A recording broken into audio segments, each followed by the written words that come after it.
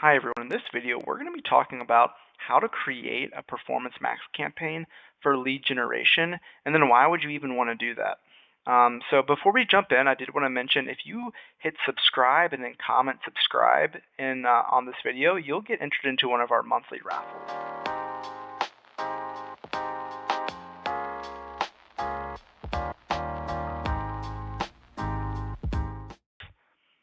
So we can just dive right in. So hit the blue plus sign, hit new campaign, hit leads, and I'm going to stop right here, right? So I kind of want to talk a little bit about why Performance Max for lead gen. It's used often for e-commerce and shopping right now in the Google Ads space.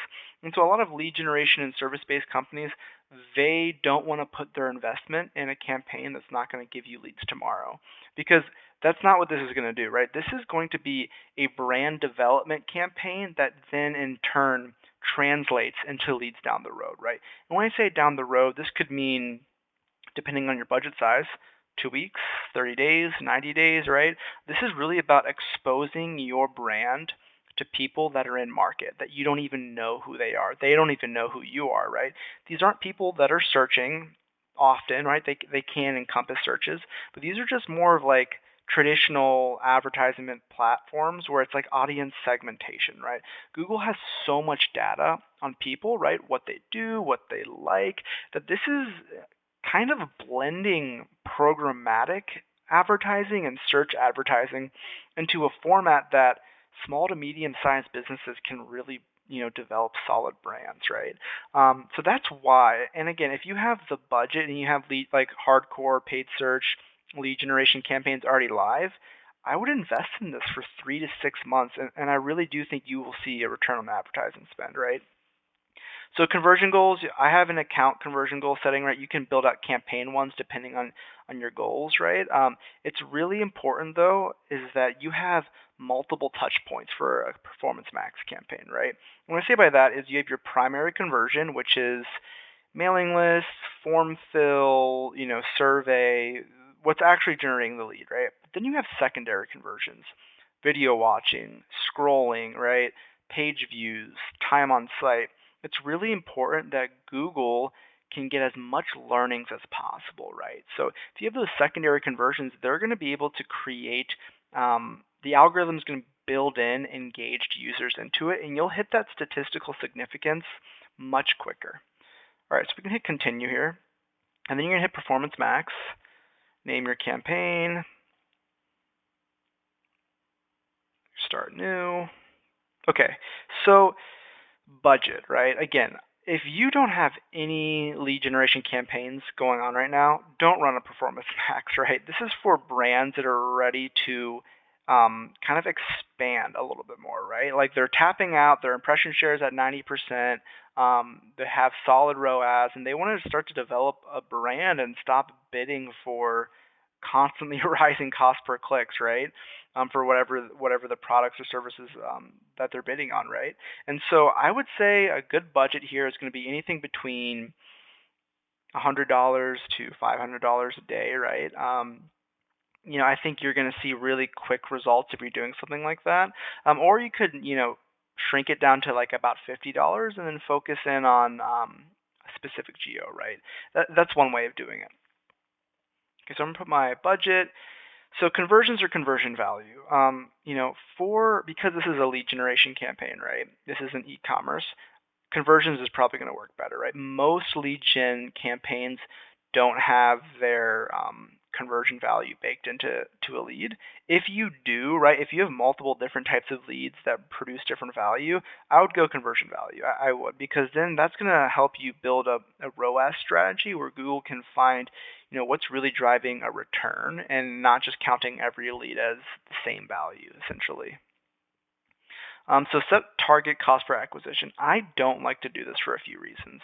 Again, like I mentioned, this is a brand development campaign that then falls into lead generation in month 2, month 3, month 4, right?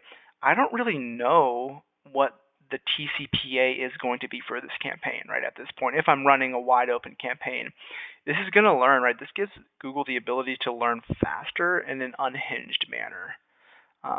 Okay, so customer acquisition, Again, if this is a brand new campaign and I've never done PMAX before, don't click this, right?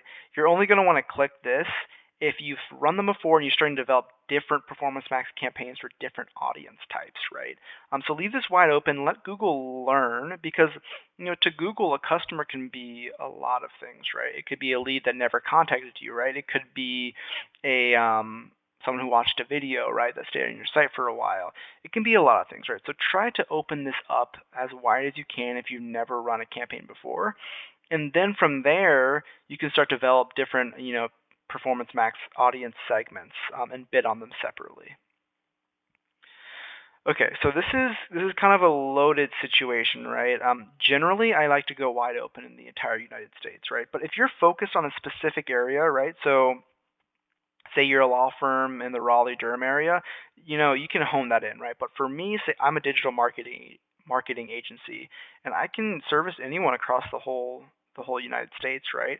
And so a lot of times, like when you're able to give Google, like I said, more data, more people that they can target, you can see really great performance, right? It's all about how much budget do you have, how much time do you have to develop a brand that's going to generate leads.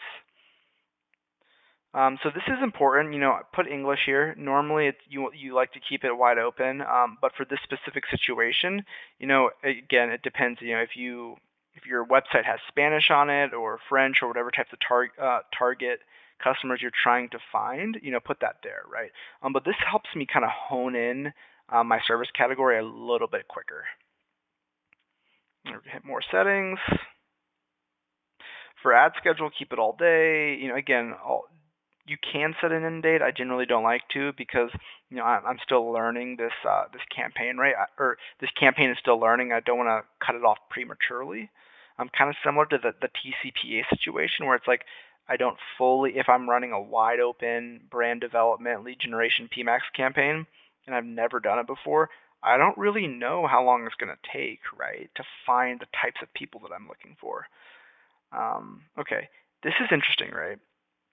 So this kind of goes into the whole dynamic search ads um, tactic and tool. If you're new to Google Ads in general, right, you might not be familiar with dynamic search ads, but what they are, it's a certain ad type where Google basically, there's no keywords, they scan your whole website and they find terms and queries and copy that are being searched, right? And I like to use these types of campaigns as like keyword gap campaigns, right?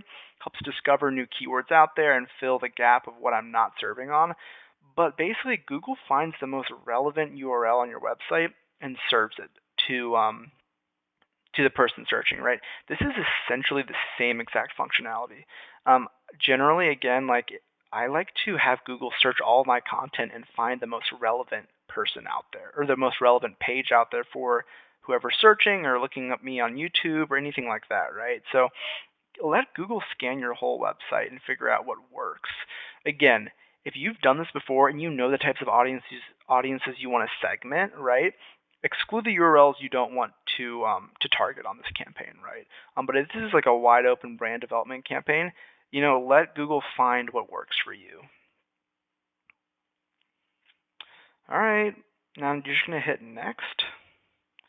All right, great. So we're going to dive into this section on the next video. So we're in PMAX for lead generation part 1. If you click on part 2, we're going to dive into asset groups and creative and kind of give you like a full idea of how to generate leads utilizing great copy and videos and things like that. So we'll see you on the next one.